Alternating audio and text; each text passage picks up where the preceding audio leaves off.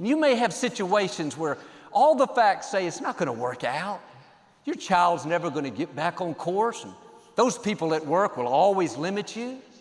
Can I encourage you, the same God that delivered the saints of old is going to turn things around in your life. You're going to have some of these just the opposite moments. I thought I'd be addicted, but now I'm free.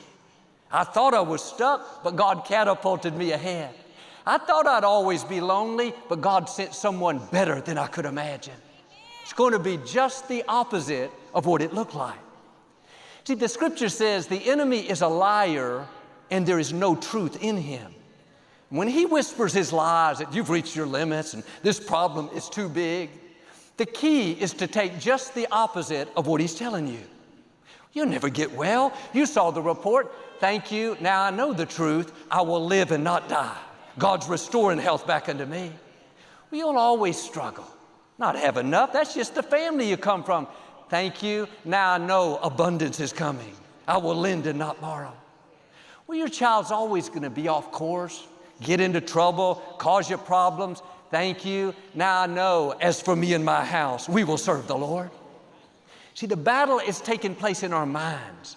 The enemy cannot tell the truth, but if he can deceive you into believing his lies, then he can keep you from the great things God has in store.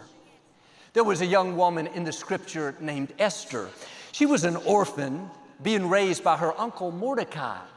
When the king of Persia was searching for a new queen, she was picked to be one of the candidates in this beauty pageant. Out of the thousands of girls, she was chosen as the next queen. Well, nobody knew that she was Jewish.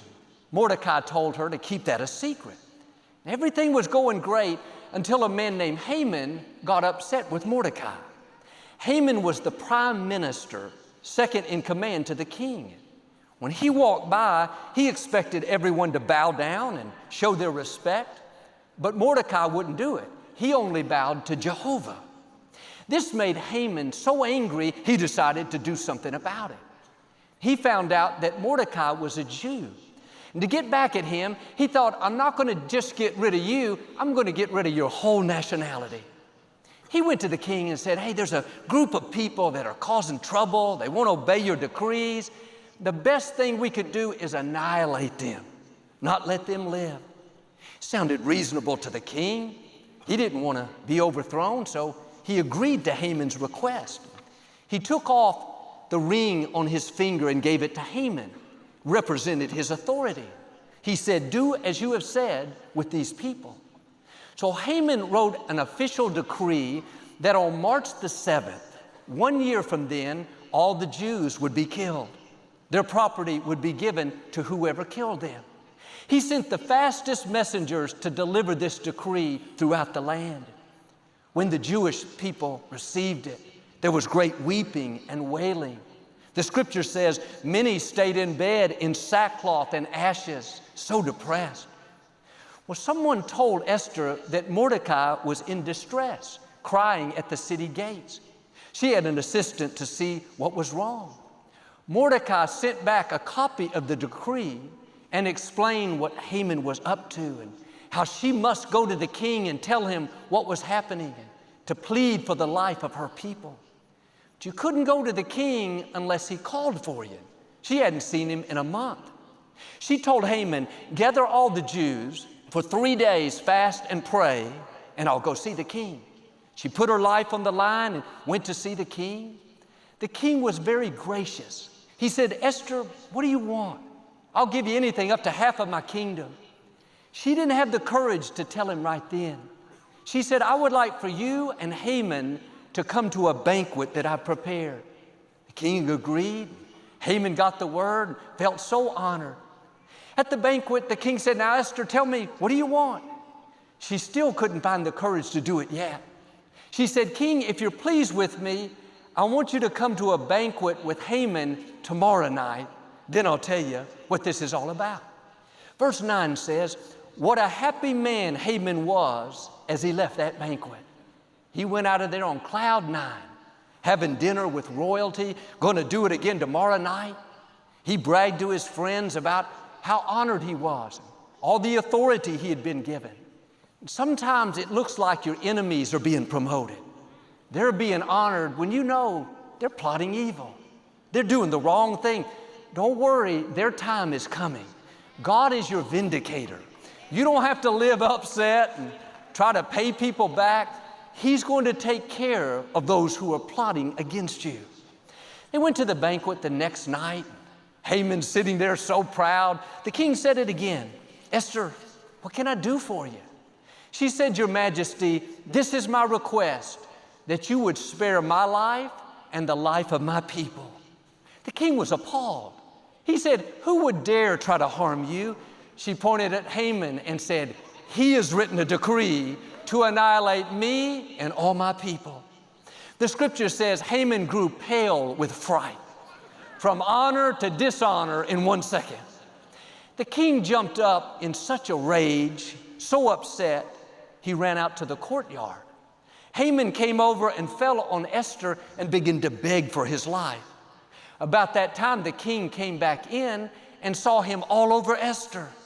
He said, Are you even going to assault my wife right in front of my eyes? An assistant came over and said, Haman has set up some gallows outside to hang Mordecai on. The king said, Great, use those gallows to hang Haman. The psalmist said, The trap the enemy sets for you, they will fall in themselves. Chapter 8 says, That same day, the king gave the estate of Haman, the enemy of the Jews, to Esther. Then the king called up Mordecai. He took the signet ring, the one he removed from Haman, and gave it to Mordecai. Said, From now on, you're going to be in charge. It looked like Esther and Mordecai would be wiped out, but it was just the opposite. Looked like Haman had the upper hand. All this power, the ring, people bowing down, but just the opposite happened. Now Mordecai has the ring. Now Esther owns his estate. You may have situations like them that seem like they could never resolve. People against you that have more authority, and circumstances that seem bigger, the sickness, the addiction, but you don't know what God is up to. He has divine reversals, supernatural turnarounds where you suddenly go from the back to the front, from being overlooked to being in charge, from weeping to rejoicing, from wondering how it could work out to saying, Look what the Lord has done. Esther said in verse 5, King, there's one more request. Please send out a decree reversing Haman's order to destroy the Jews. The king said, Esther, you can write whatever you want. Mordecai has the ring to seal it with my authority. They wrote a decree saying that anyone that tried to harm God's people would be killed. Chapter 9 says, On March the 7th, the day the enemy of the Jews had planned to destroy them, just the opposite happened. No one was harmed. One translation says, the tables turned. But imagine what the enemy had whispered to them. There's a decree. Your days are numbered. It's official. The king sealed it. But what the enemy doesn't want you to know is he doesn't have the final say. He may plan your demise, and bring people against you, circumstances that look impossible, but what he means for harm, God knows how to turn to your advantage. God has these divine reversals where it turns out just the opposite of what it looks like. Don't be discouraged by the circumstances. You may have a Haman in your life, an obstacle that's bigger and stronger, the medical report, an addiction, the debt, the anxiety. Seems like it has the upper hand. You're at the mercy of what's against you. But God sees what you're going through. He knows who did you wrong, how you don't see a way, those lonely nights. Like with Esther, your time is coming. There will be a day where the tables will turn, divine reversals. Your health turns around. You can't explain it. It's the hand of God. Your business takes off. Or that dark cloud lifts off of you. Lies told you that you'd always be depressed, but it's just the opposite. You're full of joy. You've got your passion back. Relationship didn't work out. Someone walked away, and lies will tell you, just live with a broken heart. You'll never be happy again. Can I encourage you? It's going to be just the opposite. You will love again. You will laugh again. You will dream again. You're going to meet someone so amazing, you don't think about what you've lost. Or how about the lies that whisper, you've reached your limits, you've seen your best days, quit waiting for things to improve. No, the truth is, you haven't seen, heard, or imagined what's coming your way. There's uncommon favor, uncommon opportunity, uncommon influence that'll catapult you ahead. You're going to look back and say with Mordecai, it was just the opposite of what it looked like. Haman said we were doomed. The truth is he was doomed and we lived on. Haman said I was stuck, had no authority, but God turned the tables and gave me what Haman had, the authority, the king's ring, the influence. Are there situations that you don't see how they can work out? Your health, a relationship, your finances? Instead of believing those lies and letting all the negative play, try a different approach. Lord, I thank you that you have divine reversals coming my way, that you will do just the opposite of what it looks like. Father, turn this sickness into health. Turn this mourning into dancing. Turn this lack into abundance. Lord, turn my child from poor decisions to his purpose and destiny.